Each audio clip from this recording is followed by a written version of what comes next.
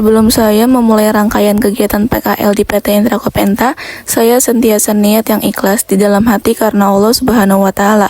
Sebelum berangkat dan saat pulang PKL, saya berdoa agar diberikan kemudahan serta berkah dalam tiap tugas yang saya jalani.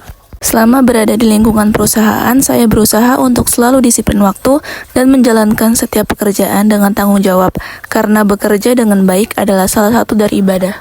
Alangkah baiknya berdoa sebelum memulai kegiatan. Bismillahirrahmanirrahim. Rabbis shrah li sadri wa yassir li amri wahlul 'uqdatam min lisani yafqahu qawli. Amin. Sebelum memulai rangkaian kegiatan PKL, saya menyempatkan waktu untuk melaksanakan latihan kebugaran jasmani. Melaksanakan latihan kebugaran jasmani sebelum memulai PKL sangat penting untuk menyiapkan fisik kita.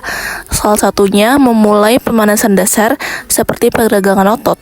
Manfaatnya mulai dari melenturkan otot yang kaku hingga melancarkan aliran darah, sehingga kita bisa terhindar dari resiko kram atau cedera saat kita bekerja. Dengan tubuh yang sudah panas dan siap bergerak, kita tidak akan gampang lelah dan bisa tetap fokus menyelesaikan semua tugas dari pagi hingga sore menjelang. Perkembangan teknologi informasi dan komunikasi itu dimulai dari penemuan komputer dan internet yang akhirnya mengubah alat-alat jadul menjadi serba digital dan tanpa kabel seperti sekarang. Perkembangan ini benar-benar mengubah cara hidup kita, karena sekarang jarak sudah bukan lagi masalah dan kita dapat mencari informasi atau menghubungi orang yang jauh hanya dalam hitungan detik.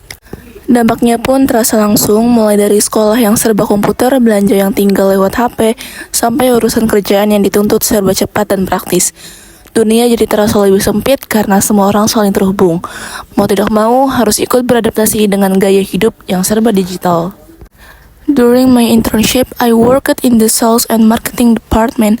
My daily tasks were printing, photocopying, scanning, and stamping documents. I also helped deliver or pick up paperwork. Besides that, I was responsible for tracking and calculating employee expense. This experience taught me how to work professionally and manage my time well. Saya akan menjelaskan hasil penyelidikan statistika untuk data bivariat dari pengeluaran operasional karyawan selama bulan Mei 2026. Diagram batang ini saya menghubungkan dua variabel dan kita bisa lihat pengeluaran ITOL adalah yang paling tinggi, yaitu sebesar Rp1.549.500. Dari total aktual 41 lembar struk yang saya kumpulkan, saya menghitung nilai peluangnya. Hasilnya, peluang untuk mendapatkan satu struk BBM secara acak adalah sebesar 12,9%. Kemudian kalau kita mau memilih 3 struk secara acak menggunakan konsep kombinasi, ada 10.660 cara yang bisa terjadi. Terakhir, jika kita menyusun urutan 3 struk dari yang paling mahal menggunakan konsep permutasi, susunan yang bisa dibentuk adalah sebanyak 63.960 cara. PT Intra Kopenta Tbk resmi berdiri secara hukum sejak tanggal 10 Mei 1975 lewat akta pendirian resmi yang disahkan oleh Menteri Kehakiman. Karena statusnya adalah perusahaan terbuka yang sahamnya dijual di Bursa Efek, semua aturan main dan tata kelola perusahaannya wajib tunduk pada Undang-Undang Nomor 40 Tahun 2007 tentang perseroan terbatas serta aturan pasar modal di Indonesia. Landasan hukum ini yang memberi izin sah bagi INTA untuk bertindak sebagai induk perusahaan dalam menjalankan bisnis perdagangan, distribusi alat berat, dan mengatur seluruh anak perusahaannya. Peraturan di PT Intra Kopenta Tbk mewajibkan seluruh karyawan untuk disiplin terhadap jam kerja, mengelola kode etik profesional, serta tertib dalam mengelola administrasi dan dokumen laporan operasional dengan jujur. SOP di PT Inta fokus pada ketertiban administrasi dan keselamatan kerja. Karyawan wajib melaporkan tugas dan klaim biaya operasional secara jujur. Selain itu, wajib mematuhi standar K3 dengan memakai APD lengkap saat menangani alat berat, serta selalu berkoordinasi dengan atasan agar berjalan dengan aman.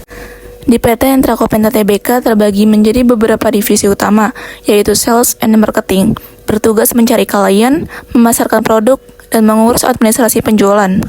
Ada divisi Engineering dan Technical Service, bertugas atas perawatan teknis, perbaikan alat, dan layanan purna jual. Lalu ada divisi Supply Chains dan Spare Parts, bertugas mengelola stok dan distribusi suku cadang asli. Lalu selanjutnya ada divisi Finance, Accounting, dan HRD yang mengelola pencatatan keuangan, verifikasi biaya operasional kantor, hingga urusan umum perusahaan. Adapun tantangan di dunia kerja sekarang itu serba cepat karena semua sudah pakai sistem digital. kita dituntut kerja serba taktis dan teliti. Sebagai siswa PKL, solusi saya untuk mengatasi tantangan tersebut adalah jangan malu untuk belajar hal baru, selalu cek pekerjaan agar tidak salah. Meskipun saat PKL saya ditempatkan di divisi sales dan marketing, saya juga mempraktikkan ilmu TKJ dari sekolah lewat kegiatan troubleshooting ringan pada perangkat kerja kantor.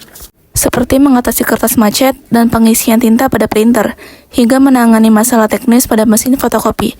Kegiatan ini sangat relevan dengan pelajaran di sekolah karena saya bisa menerapkan langsung dari teori perawatan perangkat keras dan cara mengatasi masalah teknis ringan pada peralatan yang digunakan dalam dunia kerja sehari-hari. Saya melihat PT Intra Kopenta memiliki nilai wirausaha yang kuat karena perusahaan ini berani mengembangkan usaha di bidang alat berat, energi, dan infrastruktur. Dengan terus mengikuti kebutuhan pasar, mereka juga menunjukkan sikap kerja keras, inovatif, dan mampu membangun pelayanan yang baik kepada customer. Selain itu, peluang bisnis yang dijalankan cukup besar karena kebutuhan alat berat untuk pertambangan, konstruksi, dan proyek pembangunan di Indonesia terus meningkat, sehingga perusahaan bisa berkembang melalui penjualan, penyewaan, dan perawatan servis alat berat. Budaya industri yang diterapkan di PT Intra Kopenta menekankan kedisiplinan, tanggung jawab, kerja sama tim, keselamatan kerja, dan profesionalitas dalam setiap pekerjaan. Selama kegiatan PKL, kendala yang saya hadapi biasanya berupa kurangnya pengalaman dalam menggunakan alat atau memahami sistem kerja perusahaan, serta sulit beradaptasi dengan lingkungan yang baru. Untuk mengatasi kendala tersebut, solusi yang saya lakukan adalah aktif bertanya kepada pembimbing, mempelajari prosedur kerja dengan teliti, serta meningkatkan komunikasi dan kerjasama dengan karyawan agar lebih cepat memahami pekerjaan yang diberikan. Lalu berdoa setelah mengakhiri kegiatan. Bismillahirrahmanirrahim. Subhanaka Allahumma wa bihamdika asyhadu an la ilaha illa anta astaghfiruka wa atubu ilaik.